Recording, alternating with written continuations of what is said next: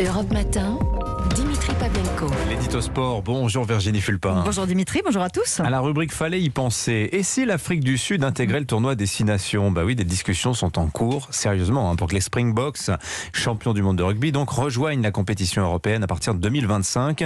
Vous considérez que c'est un non-sens à tous les niveaux? Qu'on réfléchisse à une évolution du tournoi Destination, pourquoi pas? Quand il est passé de 5 à 6 nations avec l'intégration de l'Italie en l'an 2000, il n'y a pas eu de drame. Mais là, ça n'a rien à voir. Ce tournoi, c'est la compétition phare de l'hémisphère nord. Oui, j'ai bien dit nord. L'Afrique du Sud n'a rien à faire là. À force de piétiner les traditions, on va finir par se retrouver avec des coquilles vides sans passé et sans avenir. Ce qui fait le sel de ce tournoi, ce sont ces rivalités ancestrales entre des nations voisines avec une histoire commune. Et pour l'hémisphère sud, vous croyez que c'est une bonne idée? Pour l'instant, les Springboks affrontent la Nouvelle-Zélande, l'Australie et l'Argentine dans le Four Nations.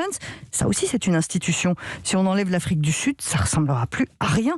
En fait, on va réussir à déséquilibrer les deux hémisphères d'un coup avec cette idée. Et puis dans le rugby, il y a les nations qu'on affronte tous les ans, notre petit rituel, et puis celles qu'on ne croise que lors des Coupes du Monde ou des test matchs, celles du Sud. C'est ce qui rend ces affiches entre Nord et Sud encore plus exceptionnelles.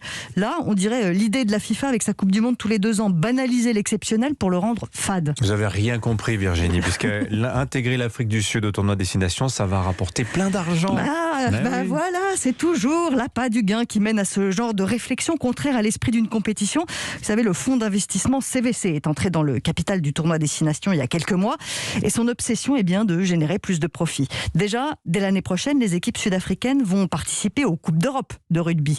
Donc la suite, dans leur logique, c'est bien que les Springboks intègrent le tournoi Destination. C'est vendeur des champions du monde. Sauf que c'est peut-être une réflexion à court terme, piétiner les valeurs dans un sport qui s'en réclame autant.